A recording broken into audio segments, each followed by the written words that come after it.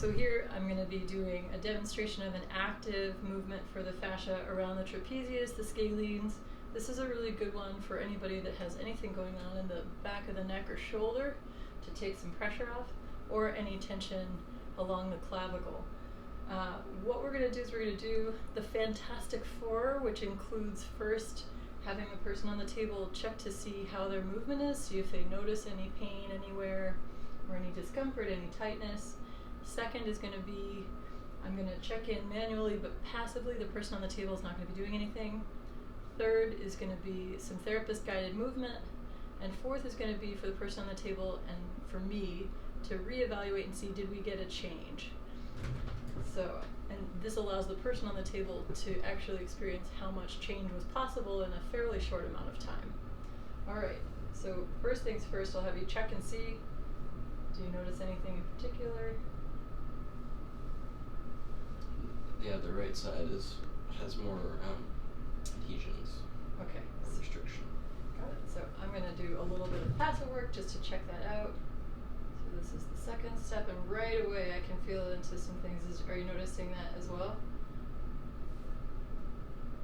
So here it's pretty quick, pretty easy to evaluate that there's some space here where I'd like to see a little bit better spaciousness in the fascia.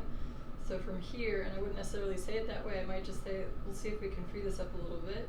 It's a place he's noticing, getting a nod of yes. And then from here, slowly, I'm going to have you turn your head over towards your left.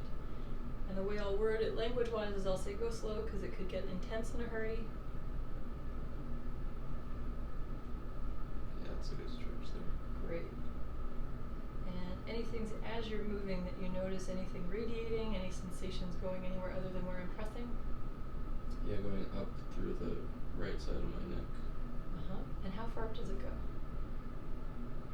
Almost to the occiput. Cool. So it probably is all the way, but I can't quite tell. Mm-hmm. So this is great because twofold. One, the person on the table, what I'll say is that this is a sign that we're in the right place and on the right track to making some progress in terms of freeing things up. That's one of the cues we get. It doesn't have to happen, but it can. Great. And then you can bring your head back towards the middle to then, as you're ready to, turn towards the left again with your head. So here I'm engaging his fascia. I'm pulling, I'm fairly superficial in the fascia. I'm pulling this way. This is my biggest angle. I'm not pressing in. I'm really pulling as he's moving. And so this is informing his movement. And there's other things you're noticing? Yeah, well, your touch is actually quite light is what I'm noticing. And yet it's when I'm at the point where the radiating starts, it's an intense sensation, but the touch is not that deep. That's great feedback. That's great feedback, and certainly that's what we're going for. One of the things I might explain to a person who's newer to this work would be we want to start with the layers that are superficial to then have the most positive impact on some of the deeper structures as well. So we start this way. And from here, we're going to do an additional one. I'm going to have you now just gently tilt your left ear towards your left shoulder and feel, does that have a different stretch to it? Yeah, it's a little less stretch.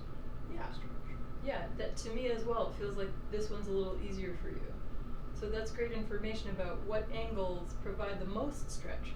And this starts to give him a sense of what he wants to go ahead and do. And so in this third part, similar to some of the movement where I'm guiding him, I might encourage him, because he has a pretty good body awareness, to start to explore some movement slowly, which he's already starting to do. And naturally, the person on the table is going to start to want to do this. There's a sense of safety because we're here.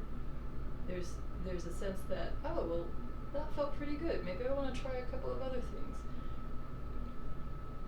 Great. So all of this intuitive movement is helping him build more information inside. So it's helping his interoception build and get more refined, which is great. Great, and then you can move back towards the middle and take a full rest. And that pace was really good. So from here, checking in again, does it feel any different to you than it did when we started?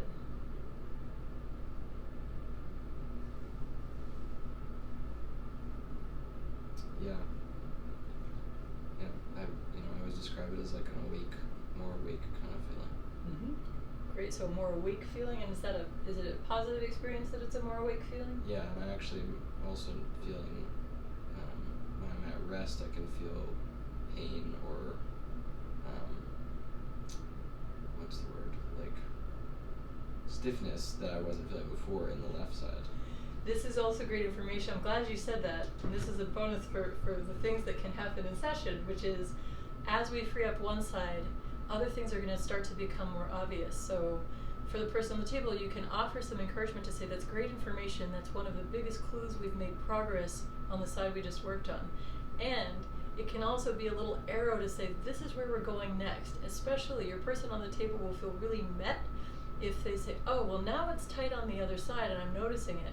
One, you can confirm, hey, that's actually a good sign. That's a good indicator of progress. And two, we're going to go right there to meet that and work on it next. So that's also really confirming, really encouraging for the person to feel that you've heard them and that we're going to make more progress.